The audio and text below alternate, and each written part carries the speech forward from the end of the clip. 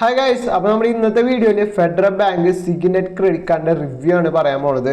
അപ്പോൾ ഏകദേശം ഞാൻ ഈ ഒരു കാർഡ് യൂസ് ചെയ്യാൻ തുടങ്ങിയിട്ട് 6 months ആയി. അപ്പോൾ ഈ ഒരു കാർഡിൻ്റെ റിവ്യൂ പറയുകയാണെങ്കിൽ കുറച്ച് നല്ല കാര്യങ്ങളും കുറേ മോശം അനുഭവങ്ങളാണ് പറയാനുള്ളൂ. അത് എൻ്റെയും ഉണ്ട്, എൻ്റെ ഒരു ഫ്രണ്ടിൻ്റെയും ഉണ്ട്. അവനാണ് ഏറ്റവും കൂടുതൽ മോശം അനുഭവം ഉണ്ടായേക്കണത് ഈ ഒരു കാർഡ് കാരണം. ഫെഡറൽ ബാങ്കിൻ്റെ കസ്റ്റമർ കെയർ എന്നാണ് ഏറ്റവും കൂടുതൽ മോശം അനുഭവം ഉണ്ടായേക്കണേ. അതുപോലെ തന്നെ ഫെഡറൽ ബാങ്കിൻ്റെ ആപ്പിൻ്റെയും കുറേ പ്രശ്നങ്ങളുണ്ട്. അപ്പോൾ ഫസ്റ്റ് തന്നെ പറയാം, ഈ ഒരു വീഡിയോ ഫെഡറൽ ബാങ്കിൽ വർക്ക് ചെയ്യണ ആരെങ്കിലും കാണുന്നുണ്ടെങ്കിൽ, അതേപോലെ തന്നെ ഹയർ പൊസിഷനിലൊക്കെ വർക്ക് ചെയ്യണ ആരെങ്കിലും ഈ ഒരു വീഡിയോ കാണുന്നുണ്ടെങ്കിൽ ഇതിൽ പറയുന്ന പ്രശ്നങ്ങൾ നിങ്ങളൊന്ന് സോൾവ് ചെയ്യാൻ നോക്കുക പരമാവധി. കാരണം നിങ്ങളുടെ കസ്റ്റമർ കെയറിൽ വിളിച്ചു പറഞ്ഞിട്ട് ഒരു കാര്യമില്ല. അപ്പോൾ ഞാനീ വീഡിയോ ചെയ്യുന്നത് നമ്മുടെ ഫെഡറൽ ബാങ്കിനോടുള്ള ഒരു എന്താ പറയുക എതിർപ്പിനോണ്ടൊന്നുമല്ല. ഞാൻ പേഴ്സണലി ഫെഡറൽ ബാങ്കിൻ്റെ ഷെയറിൽ ഇൻവെസ്റ്റ് ചെയ്തേക്കുന്ന ഒരാളാണ്. അപ്പോൾ നമുക്ക് തന്നെ ഇങ്ങനത്തെ കുറേ പ്രശ്നങ്ങൾ നേരിടുമ്പോൾ അല്ലെങ്കിൽ പറയണ കേൾക്കുമ്പോൾ വിഷമമുണ്ട്. അതുകൊണ്ടാണ് നമ്മൾ ഈ ഒരു വീഡിയോ ചെയ്യണേ. അപ്പോൾ പരമാവധി നിങ്ങളിത് സോൾവ് ചെയ്യാൻ നോക്കുക എന്നാണ് ഫെഡറൽ ബാങ്കിനോട് എനിക്ക് പറയാനുള്ളൂ. അപ്പോൾ ഈ ഒരു കാർഡിൻ്റെ കാര്യങ്ങൾ ആദ്യം നല്ല കാര്യങ്ങൾ പറയാം കുറച്ചുള്ളത്. അപ്പോൾ അത് പറയുകയാണെങ്കിൽ എനിക്ക് ഈ ഒരു കാർഡ് പേഴ്സണലി കിട്ടിയത് ഫ്രീ ആയിട്ടാണ്. സത്യത്തിൽ ഞാൻ ക്രെഡിറ്റ് കാർഡ് എടുക്കാൻ പ്ലാൻ ചെയ്തേക്കുന്ന ഒരാളായിരുന്നില്ല. നമുക്ക് ഇതിനെക്കുറിച്ച് അറിയാമെന്നുണ്ടെങ്കിലും എനിക്ക് നന്നായിട്ട് ക്യാഷ് മാനേജ് ചെയ്യാൻ അറിയാവുന്നതുകൊണ്ട് റോളിംഗ് ഒന്നുമില്ല. അപ്പോൾ പിന്നെ ക്രെഡിറ്റ് കാർഡിൻ്റെ ആവശ്യം നമുക്ക് തോന്നിയിട്ടില്ല. പക്ഷേ ഇതൊരു ഫ്രീ ആയിട്ട് കിട്ടിയ കാർഡായതുകൊണ്ട് എൻ്റെ ഒരു ഫ്രണ്ട്, ഓഫീസിൽ വർക്ക് ചെയ്യുന്ന ഒരു ഫ്രണ്ട് ഉണ്ട്. അവൻ ക്രെഡിറ്റ് കാർഡ് നല്ല രീതിയിൽ യൂസ് ചെയ്യണ ആളാണ്. അത്യാവശ്യം നല്ല കുറേ ക്രെഡിറ്റ് കാർഡ് അവൻ്റെ കയ്യിലുണ്ട്. അപ്പോൾ അവൻ പറഞ്ഞു എന്തായാലും നീ വെറുതെ എടുത്തു വെച്ചോ, സിബിലൊക്കെ ഇൻക്രീസ് ചെയ്യാമല്ലോ എന്നുള്ള രീതിയിലാണ്. ഓക്കെ, എന്നാൽ ഫ്രീ ആയിട്ട് കിട്ടുന്ന കാർഡല്ലേ എടുക്കാം. ഈ ഫോൺ ബില്ലും ഇലക്ട്രിസിറ്റി ബില്ലൊക്കെ നമുക്ക് കാർഡ് മുഖേന അടയ്ക്കാമല്ലോ. എന്തായാലും ബാങ്കിൽ നിന്ന് പോണ പൈസ കാർഡ് മുഖേന അടയ്ക്കാമല്ലോ. അപ്പോൾ സിബിലും കൂടില്ലോ എന്നൊക്കെ വിചാരിച്ചാണ് ഞാൻ കാർഡ് എടുത്തത്. അങ്ങനെ കാർഡ് കിട്ടിയിട്ട് ഞാൻ ഗൂഗിൾ പേയിൽ കാർഡൊക്കെ ലിങ്ക് ചെയ്ത് കഴിഞ്ഞിട്ട് ഫോൺ ബില്ല് അടയ്ക്കാൻ പോയപ്പോൾ എന്താ ഉണ്ടായെന്ന് വെച്ചാൽ കാർഡ് കിട്ടണില്ല. ബില്ല് അടയ്ക്കണോടത്ത് കാർഡ് അവൈലബിൾ അല്ല. അപ്പം നമ്മളത് ഇതിനു മുമ്പ് ഈ ഒരു കാർഡിൻ്റെ ഒരു 1 month കഴിഞ്ഞുള്ള റിവ്യൂ ചെയ്ത വീഡിയോയിൽ നമ്മൾ ഈ കാര്യം പറഞ്ഞിട്ടുണ്ടായിരുന്നു. അപ്പോൾ അതിൽ കുറേ പേര് കമൻറ്റ് ഇട്ടിട്ടുണ്ടായിരുന്നു കാർഡ് യൂസ് ചെയ്തിട്ട് അടയ്ക്കാൻ പറ്റും, എന്തെങ്കിലും ഓപ്ഷൻസ് ചേഞ്ച് ആയതാവും അങ്ങനെയൊക്കെ ഉള്ളത്. പിന്നെ നമ്മളത് ഞാൻ വിചാരിച്ചു ഗൂഗിൾ പേൻ്റെ പ്രശ്നമാണെന്ന് വിചാരിച്ച് ക്രെഡിലും ചെയ്ത് നോക്കി. ക്രെഡിലും കാർഡ് അവൈലബിൾ ആവണില്ല ബില്ല് അടയ്ക്കണോടത്ത്. പിന്നെ നമ്മളത് ആ വഴി വിട്ടു. നമുക്ക് അതിൻ്റെ ആവശ്യമൊന്നുമില്ല, ബാങ്കിൽ നിന്ന് തന്നെ എന്തായാലും പോവും. പിന്നെ എനിക്കൊരു ഉപകാരം ഉണ്ടായതെന്ന് വെച്ചാൽ റുപ്പേ കാർഡ് ആയതുകൊണ്ട് തന്നെ നമുക്ക് UPI ലിങ്ക് ചെയ്തിട്ട് ഈ കാർഡ് യൂസ് ചെയ്യാൻ പറ്റും. അപ്പോൾ നമുക്ക് ഈ കാർഡ് കൊണ്ടുനടക്കേണ്ട ഒരു ബുദ്ധിമുട്ടോ അല്ലെങ്കിൽ എൻ്റെ ഫോണിൽ NFT ഇല്ല. അപ്പോൾ നമുക്ക് കാർഡ് കൊണ്ടുനടന്നിട്ട് ചെയ്യേണ്ട ആവശ്യമില്ല. ഗൂഗിൾ പേ വഴി തന്നെ, അല്ലെ ഗൂഗിൾ പേ അല്ല UPI വഴി തന്നെ നമുക്ക് ട്രാൻസാക്ഷൻസും കാര്യങ്ങളും നടത്താൻ പറ്റുന്നത്. അതൊരു നല്ല കാര്യമായിട്ടാണ് എനിക്ക് തോന്നിയത്. അത് മാത്രമാണ്. പിന്നെ ക്രെഡിറ്റ് കാർഡ് നമ്മുടെ സിബിൽ സ്കോർ ഇൻക്രീസ് ചെയ്യാനും ഈ ഒരു കാർഡ് കൊണ്ട് എനിക്ക് ഉപകാരം ഉണ്ടായി. അങ്ങനെ ഈ ഒരു 2 കാര്യമാണ് എനിക്ക് പോസിറ്റീവായിട്ട് ഇതുകൊണ്ട് ഉണ്ടായിട്ടുള്ളൂ. പിന്നെ ഈ അടുത്ത് കഴിഞ്ഞ മാസത്തെ ബില്ല് ഈ മാസം നമ്മൾ അടയ്ക്കാൻ നോക്കിയപ്പോൾ, ഫോൺ ബില്ല് അടയ്ക്കാൻ നോക്കിയപ്പോൾ എനിക്ക് കാർഡ് അവൈലബിൾ ആയിട്ടുണ്ട്. ക്രെഡിലൊക്കെ ഞാൻ നോക്കിയപ്പോൾ എനിക്ക് കാർഡ് മുഖേന അടയ്ക്കാൻ പറ്റും എന്നുള്ള രീതിയിൽ കാർഡ് സെലക്ട് ചെയ്യാനുള്ള ഓപ്ഷൻ വന്നിട്ടുണ്ട്. മുന്നേ കാർഡേ കാണിക്കുന്നുണ്ടായിരുന്നില്ല. പക്ഷേ ഞാൻ ബില്ല് അടച്ചില്ല. ഈ ഒരു കാർഡ് യൂസ് ചെയ്തിട്ട് ബില്ല് അടച്ചില്ല. അതെന്തുകൊണ്ടാണെന്നുള്ളത് എൻ്റെ ഫ്രണ്ടിൻ്റെ അനുഭവം പറയുമ്പോൾ നിങ്ങൾക്ക് മനസ്സിലാവും. ഇനി എൻ്റെ ഫ്രണ്ടിൻ്റെ അനുഭവം പറയുകയാണെങ്കിൽ ഇവിടെയാണ് ഫെഡറൽ ബാങ്കിൻ്റെയും അവരുടെ കസ്റ്റമർ കെയറിൻ്റെയും ഫുൾ നെഗറ്റീവ് അല്ലെങ്കിൽ മോശം അനുഭവങ്ങൾ തുടങ്ങാൻ പോണത്. അപ്പോൾ അവനും അതെ, അവൻ്റെ ഫസ്റ്റ് ക്രെഡിറ്റ് കാർഡാണ്. അവനും ഫ്രീ ആയിട്ടാണ് ഈ ഒരു കാർഡ് ഓഫർ ചെയ്തത്. അപ്പോൾ അവൻ യൂട്യൂബിൽ ചെക്ക് ചെയ്തപ്പോൾ എൻ്റെ വീഡിയോ കണ്ടു. സത്യത്തിൽ ഞങ്ങൾ ഈ ഒരു കാർഡ് കാരണമാണ് ഫ്രണ്ട്സ് ആയത് തന്നെ. അപ്പോൾ അവൻ എൻ്റെ വീഡിയോ കണ്ടപ്പോൾ ആദ്യം തന്നെ കസ്റ്റമർ കെയറിൽ വിളിച്ചു ചോദിച്ചിട്ടുണ്ടായിരുന്നു ബില്ല് അടയ്ക്കണേക്കാൻ മുമ്പ് തന്നെ നിങ്ങളുടെ കാർഡ് യൂസ് ചെയ്തിട്ട് ഇലക്ട്രിസിറ്റി ബില്ല് ഫോൺ ബില്ലൊക്കെ അടയ്ക്കാൻ പറ്റുമോ, എന്തെങ്കിലും ഇഷ്യൂ ഉണ്ടാവുമോ എന്നൊക്കെ.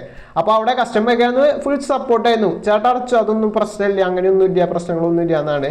അങ്ങനെ ലാസ്റ്റ് എന്ത് ചെയ്തു എന്ന് വെച്ചാൽ ഇവന് ഇലക്ട്രിസിറ്റി ബില്ല് വന്നു. 3000 രൂപ ഇലക്ട്രിസിറ്റി ബില്ല് വന്നപ്പോൾ ഇവൻ ഈ ഒരു കാർഡ് യൂസ് ചെയ്തിട്ട് പേ ചെയ്തപ്പോൾ കാർഡിൽ നിന്ന് പൈസ പോയി. പക്ഷെ അവിടെ എത്തിയില്ല, ഇലക്ട്രിസിറ്റി ബോർഡിൻ്റെ അവിടെ എത്തിയില്ല, റിജക്റ്റ് ആയി, ട്രാൻസാക്ഷൻ ഫെയിലായി.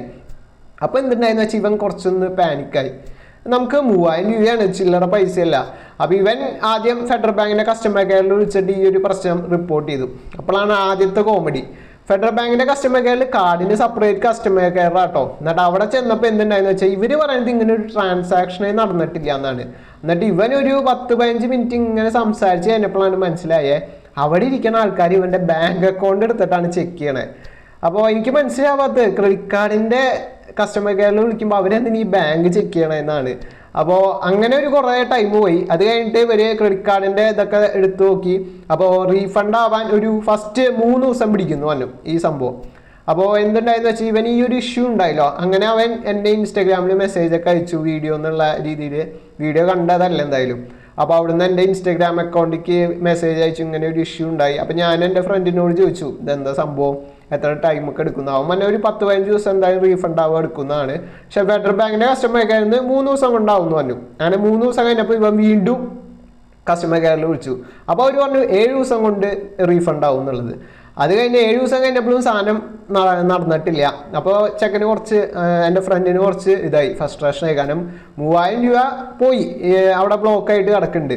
പിന്നെ 3000 രൂപ ഇലക്ട്രിസിറ്റി ബോർഡിൽ പോയിട്ട് അവ അടക്കേണ്ടി വന്നു, അല്ലെങ്കിൽ ആ ഒരു പീസ് ഊരി കൊണ്ട് പോകും. ഇത് പറഞ്ഞിട്ട് കാര്യമില്ലല്ലോ. ഇനി കാർഡിൻ്റെ ബില്ല് വരുമ്പോൾ ഈ 3000 അടയ്ക്കും വേണം. അങ്ങനെ 9000 രൂപ ബ്ലോക്കായി നിൽക്കുന്ന ഒരു അവസ്ഥയിലാണ് അവൻ നിൽക്കണേ. അപ്പോൾ എന്തുണ്ടായെന്ന് വെച്ചാൽ ഇവൻ 7 ദിവസം കഴിഞ്ഞിട്ട് വിളിച്ചപ്പോൾ അവർ പറയുന്നത് 30 ദിവസം എടുക്കുന്നതാണ്. എന്നാൽ പിന്നെ കസ്റ്റമർ കെയറിലുള്ള ആൾക്കാർക്ക് ഫസ്റ്റ് തന്നെ ഇത് 30 ദിവസം എടുക്കുമെന്ന് പറഞ്ഞാൽ പോരെ. അതാണ് എൻ്റെ ഫ്രണ്ട് ചോദിക്കണേ, നിങ്ങൾ എന്തിനീ 3, 7, 30 എന്നൊക്കെ പറയണേ. അപ്പോൾ ആൾക്കാർ എന്താ പറയുക, നിങ്ങളൊരുമാതിരി പറ്റിക്കണ അവസ്ഥയല്ലേ വിചാരിക്കുക. അങ്ങനെ ഇവൻ ഗൂഗിൾ പേക്ക് മെസ്സേജ് അയച്ചു, ഈ ഒരു സാധനം റിപ്പോർട്ട് ചെയ്തു. അപ്പോൾ ഗൂഗിൾ പേ പറയുന്നത് ഫെഡറൽ ബാങ്കിനോട് ചോദിക്കാനാണ്, ഫെഡറൽ ബാങ്ക് പറയുന്നത് ഗൂഗിൾ പേയോട് ചോദിക്കാനാണ്. അപ്പോൾ എന്തുണ്ടാവും, കസ്റ്റമർ ഇങ്ങനത്തെ ഒരു അവസ്ഥയിൽ പാനിക് ആവും, അല്ലെങ്കിൽ ഫ്രസ്ട്രേറ്റഡ് ആവും. അങ്ങനെയാണ് കസ്റ്റമർ കെയറിൽ ഇരിക്കുന്ന ആൾക്കാർക്ക് ചീത്ത കേൾക്കുന്നത്. അത് ആദ്യം നിങ്ങൾ മനസ്സിലാക്കുക. അത് കഴിഞ്ഞിട്ട് എന്തുണ്ടായെന്ന് വെച്ചാൽ ഇവൻ ഫെഡറൽ ബാങ്കിൻ്റെ ആപ്പിൽ പോയി നോക്കി. ഫെഡറൽ ബാങ്കിൻ്റെ ആപ്പിൽ പോയിട്ട് ഇലക്ട്രിസിറ്റി ബില്ല് അടയ്ക്കുന്നിടത്ത് പോയി നോക്കിയപ്പോൾ അവിടെ ഡെബിറ്റ് കാർഡ് മാത്രമാണ് സെലക്ട് ചെയ്യാൻ പറ്റുള്ളൂ, ക്രെഡിറ്റ് കാർഡ് സെലക്ട് ചെയ്യാൻ പറ്റില്ല. അപ്പോൾ അത് അവൻ കസ്റ്റമർ കെയറിൽ ചോദിച്ചു, നിങ്ങളല്ലേ നിങ്ങളുടെ കാർഡ് യൂസ് ചെയ്തിട്ട് ബില്ല് അടയ്ക്കുമ്പോൾ പ്രശ്നങ്ങളൊന്നും ഉണ്ടാവില്ല എന്ന് തന്നെ, എന്നിട്ട് നിങ്ങളുടെ ആപ്പിൽ തന്നെ എന്താ ക്രെഡിറ്റ് കാർഡ് സെലക്ട് ചെയ്യാൻ പറ്റാത്തത് എന്നൊക്കെ ചോദിച്ചു. അപ്പോൾ അവർ പറയുന്നത് അത് തൽക്കാലം ബ്ലോക്ക് ചെയ്ത് വെച്ചേക്കാണ്, നിങ്ങൾ ഗൂഗിൾ പേ അല്ലെങ്കിൽ വേറെ ആപ്പ് യൂസ് ചെയ്തിട്ടാണ് ചെയ്യാൻ പറ്റുള്ളൂ എന്നൊക്കെ. അപ്പോൾ ഫെഡറൽ ബാങ്കിൻ്റെ ആൾക്കാർക്ക് തന്നെ അറിയാം എന്തോ ഒരു പ്രശ്നം ഉണ്ടെന്നുള്ളത്, ക്രെഡിറ്റ് കാർഡ് വഴി ബില്ലടയ്ക്കുമ്പോൾ എന്തോ പ്രശ്നം ഉണ്ടെന്ന് അവർക്ക് തന്നെ അറിയാം. അതുകൊണ്ടാണ് അവരുടെ ആപ്പിൽ ഇത് ബ്ലോക്ക് ചെയ്ത് വെച്ചാണ്. എന്നിട്ട് ബാക്കിയുള്ളവർക്ക് ഇത് പ്രൊമോട്ട് ചെയ്യുമ്പോൾ എന്താ നമ്മൾ പറയുക, നിങ്ങൾ പ്രശ്നം തീർത്തിട്ട് ഈ സംഭവം ചെയ്താൽ മതി, അതുവരെ നിങ്ങൾ എല്ലായിടത്തും ഈ കാർഡ് ബ്ലോക്ക് ചെയ്തോ, ഇലക്ട്രിസിറ്റി ബില്ല് അടച്ച് പൈസ പോണേക്കാന്നല്ലേ അടയ്ക്കാണ്ടിരിക്കുന്നത്. അപ്പോൾ അതൊന്ന് നിങ്ങൾ ആദ്യം സെറ്റിൽ ചെയ്യുക, എന്തെങ്കിലും പ്രശ്നം ഉണ്ടെങ്കിൽ അത് സോൾവ് ചെയ്യാൻ നോക്കുക. എന്നിട്ട് ഇങ്ങനത്തെ സാധനമൊക്കെ പ്രൊമോട്ട് ചെയ്യുക, ഫ്രീ ആയിട്ട് കാർഡ് കൊടുക്കലും കാര്യങ്ങളൊക്കെ. അല്ലെങ്കിൽ ആൾക്കാരെ പൈസ ഇങ്ങനെ ബ്ലോക്കായി നിൽക്കുന്ന അവസ്ഥയാവും, പ്രത്യേകിച്ച് ഇങ്ങനത്തെ ടൈമിലൊക്കെ. അല്ലെങ്കിൽ ആൾക്കാരുടെ കയ്യിൽ പൈസ ഇല്ല, എന്നിട്ട് ഈ പരിപാടിയൊക്കെ ഒപ്പിച്ച് വെച്ച ആൾക്കാർ എന്താ ചെയ്യുക. അപ്പോൾ ആ ഒരു പ്രശ്നം എന്നിട്ട് ഒരു 10-15 ദിവസം കഴിഞ്ഞപ്പോൾ ചെക്കന് റീഫണ്ടായി, കാർഡിൻ്റെ ബാലൻസിക്ക് ആ പൈസയൊക്കെ ആഡായി, പ്രശ്നം തീർന്നു. അത് കഴിഞ്ഞിട്ട് എന്തുണ്ടായെന്ന് വെച്ചാൽ കഴിഞ്ഞ ദിവസം അവൻ നമ്മുടെ കാർഡിൻ്റെ ഫെഡ് മൊബൈലിൽ ക്രെഡിറ്റ് കാർഡിൻ്റെ സെക്ഷനിൽ ട്രാൻസാക്ഷനിൽ പോയിട്ട് ഫിൽറ്റർ നോക്കി. ഫിൽറ്ററിൽ ഈ പറഞ്ഞ മാതിരി ഇത്ര രൂപ തൊട്ട് ഇത്ര രൂപ വരുന്നുണ്ട്. അപ്പോൾ അതിൽ ഫ്രം അവൻ ഒരു 1 റുപ്പി കൊടുത്തു, 2 അവൻ ഒരു 1000 മേലേക്ക് കൊടുത്തിട്ട് ബാക്ക് സ്പേസ് അടിക്കാൻ നോക്കിയപ്പോൾ ബാക്ക് സ്പേസ് അടിക്കാൻ വർക്കാവണില്ല, ബാക്ക് പോണില്ല. 1000 പിന്നെ ബാക്ക് അടിക്കാൻ പറ്റില്ല. ഇങ്ങനെ എത്ര വേണമെങ്കിൽ കൂട്ടി കൊടുക്കാം, പക്ഷെ കുറയ്ക്കാൻ പറ്റില്ല.